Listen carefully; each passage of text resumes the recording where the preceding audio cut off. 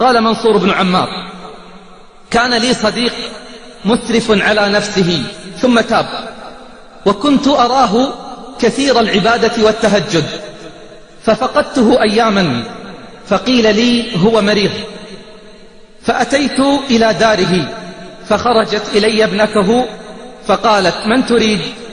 قلت: قولي لأبيك فلان.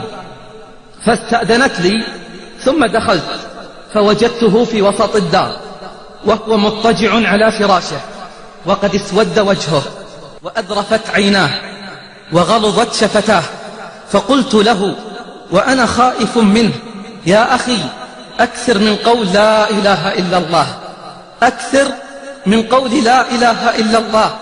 ففتح عينيه فنظر إلي بشدة، ثم أغمي عليه، ثم أفاق، فقلت له ثانية: يا أخي، أكثر من قول لا إله إلا الله. ثم قلتها له ثالثا، ففتح عينيه وقال: يا أخي منصور، هذه كلمة قد حيل بيني وبينها، هذه كلمة قد حيل بيني وبينها. فقلت: لا حول ولا قوة إلا بالله. ثم قلت: يا أخي، أين تلك الصلاة؟ أين ذلك الصيام؟ أين التهجد والقيام؟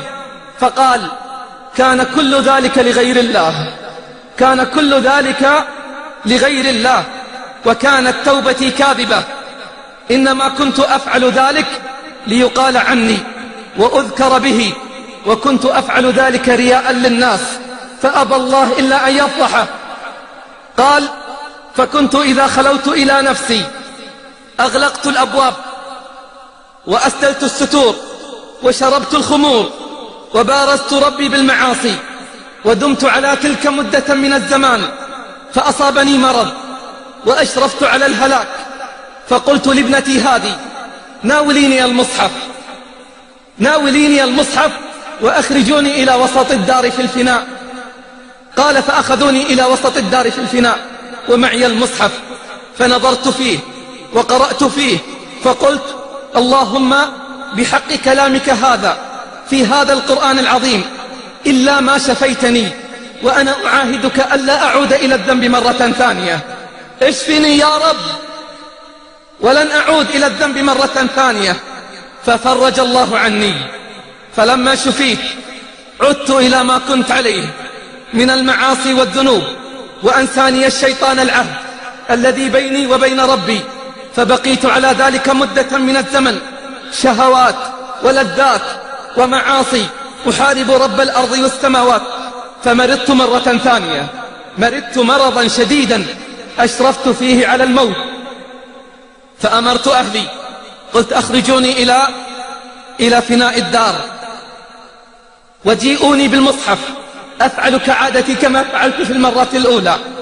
فقرأت القرآن، ثم رفعته إلى صدري وقلت: اللهم بحرمة هذا المصحف الكريم من كلامك إلا ما فرجت عني.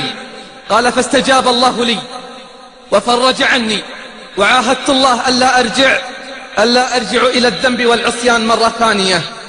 لكني عدت وتناسيت وتغافلت، فوقعت في هذا المرض الذي تراني فيه الآن.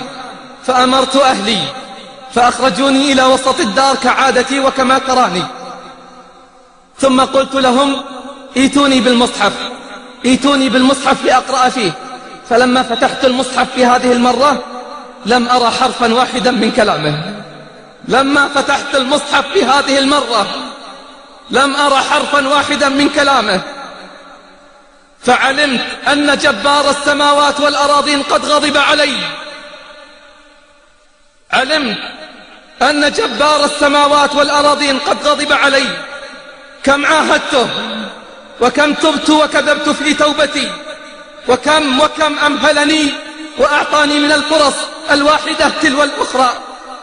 فعلمت أنه سبحانه قد غضب علي، فرفعت رأسي إلى السماء وقلت: اللهم فرج عني، اللهم فرج عني يا جبار الأرض والسماء.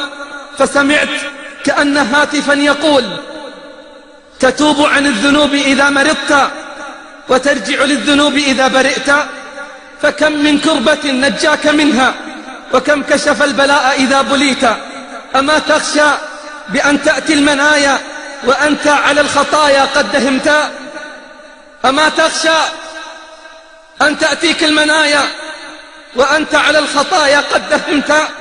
قال منصور بن عمار: فوالله ما خرجت من عنده إلا وعيني تسكب العبرات، فما وصلت الباب إلا وقد قيل لي أنه قد مات.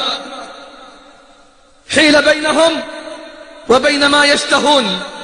لذلك قال الله: يا أيها الذين آمنوا توبوا إلى الله توبة نصوحا عسى ربكم أن يكفر عنكم سيئاتكم ويدخلكم جنات تجري من تحتها الأنهار يوم لا يخزي الله النبي والذين آمنوا معه نورهم يسعى بين أيديهم وبأيمانهم يقولون ربنا أتمم لنا نورنا واغفر لنا إنك على كل شيء قدير.